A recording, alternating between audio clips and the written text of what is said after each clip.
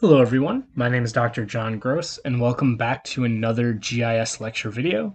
And in this lecture video I want to continue our discussion on what is GIS by talking through this GIS process. So there are a lot of different ways that we could structure the GIS process. I happen to think, at least from the highest level, the one outlined by Bolstad is actually really useful because it links together not just a GIS workflow in terms of these are the tools you run, but it links it into the broader structure of society and how it interplays between what we do as geospatial scientists and what happens in the real world. So I'm going to go ahead and give ourselves a little bit of space here. Let's go this way.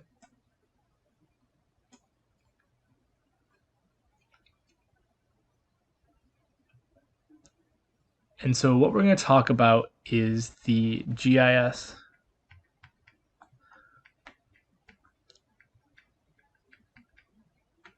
workflow.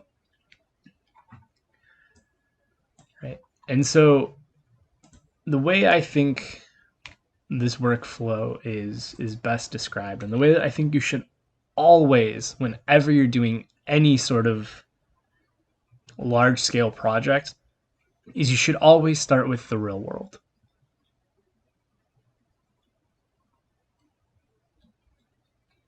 Right? You should think about the real world.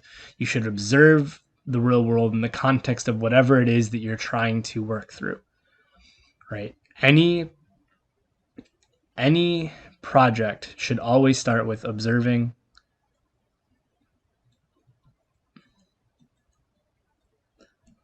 the real world. Right? Whether it's deciding that you want to build a new franchise for a restaurant, whether it's mapping and modeling some environmental process, whether it's tracking some sort of an opioid epidemic, right? You should always begin by thinking about what is going on in the real world. What are we actually trying to work through in the real world? Once you've done that and you've got a good feel for the real world, what you need to do then is you need to define your question and the types of data that you're going to collect.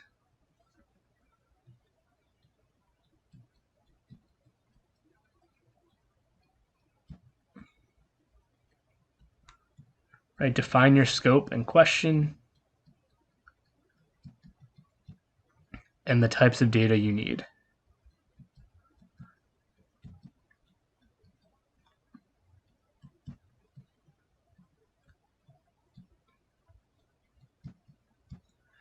Right. Now, some of this may seem pretty straightforward, like, oh, if we're going to be, talking about the location of a new restaurant, well, it might help to have demographic information. Okay.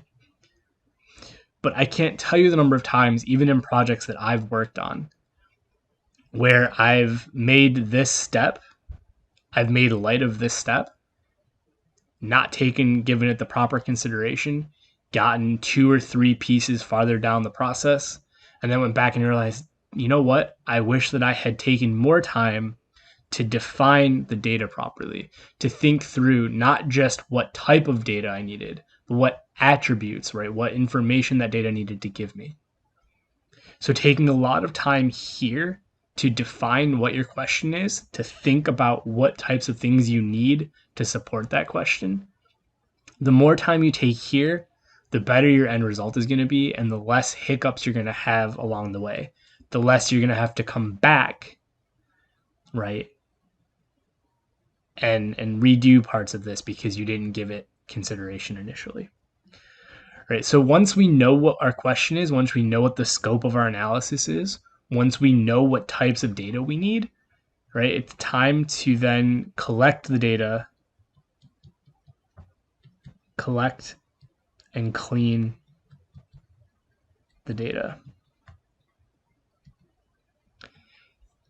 Now, when I say collect and clean, what I mean is, right, we live in a world where there is a lot of spatial data already available to us, right?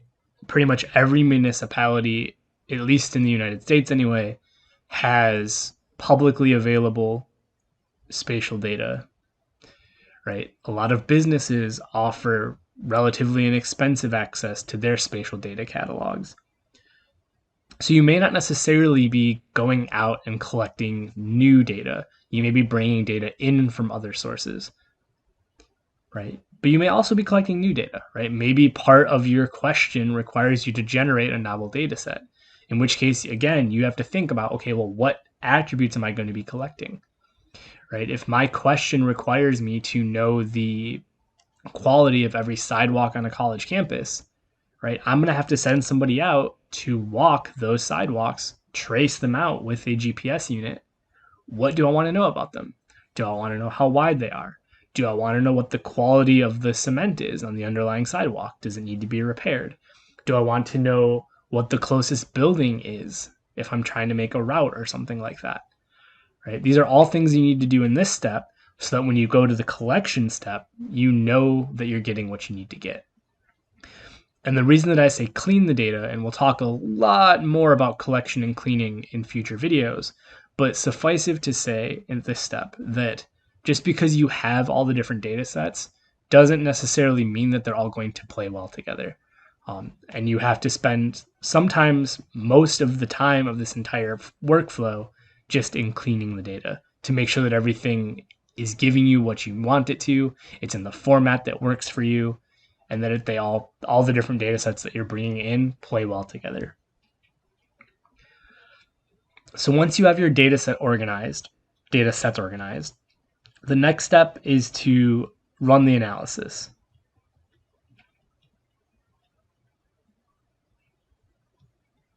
Right? You've defined your question, you've figured out what you want to do, you've collected the data. Now it's time to actually do the thing. Right? So for example, maybe the analysis involves combining multiple layers to figure out where the best location would be for that new restaurant, right? So you've figured out the layers you need, you've made sure they all play well together, you've collected any that didn't already exist. Now you do the combination, right? So this is where this run analysis step, this is where the vast majority of coursework in college and college campuses focuses on, is understanding how to get data and how to analyze data, right? So hopefully by the end of your time at wherever at Farmingdale, right, you'll know how to do this backwards and forwards, inside and out. Right? So you've run your analysis. What happens next? Well, the next step is going to be to interpret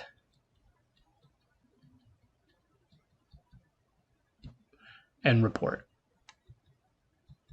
Right? What does the analysis show you? What does that mean? And then communicating that out to other people who might find it important. Now, it is often possible that this step, right, once you interpret the results, it's possible that this may send you back to here. Maybe you found out that the data didn't answer the question.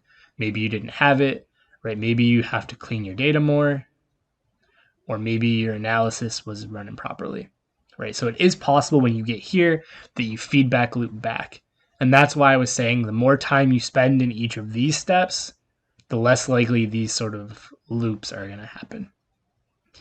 But let's say in a perfect world, right, you do your analysis, you interpret it, everything sort of goes according to plan in the sense that you've done nothing wrong, right? It may not necessarily show you what you wanted it to show you, but at least you've done nothing scientifically invalid, right? So once you have that, right, then what happens is you take action. You make decisions and take action, right? So again, going back to that example of, hey, we're going to look at all of the sidewalks on a college campus, right? You collect the data, you look at the data, you provide the data to the local physical plant who is in charge of maintaining those. They see, oh crap, we have some sidewalks that need to be repaired. They would then take action to repair them. And then what happens is that then feeds back into the real world, right? We have now fundamentally produced change in the real world. So that the next time somebody does something, right, that change will be part of the world that they're observing. Okay? So just to recap this whole process, right, we start by observing the real world. We figure out what it is we want to do, what types of data we need, what types of analyses we want to run. We spend a lot of time collecting and cleaning the data to make sure that we have everything we need and want to have, and that everything is set up in a way that is scientifically valid and plays well together. Then we actually run the analyses that we set up in our definition step. We interpret those.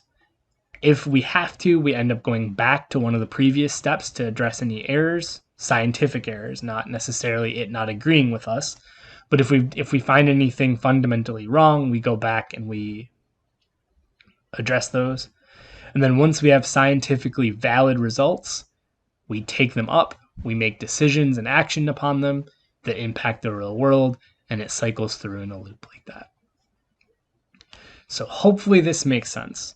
The idea that we can take the observations in the real world, apply geographic information science to them through a geographic information system to be able to take action that then impacts the real world. So hopefully this makes sense. And as always, if you have any questions, please reach out. Thank you.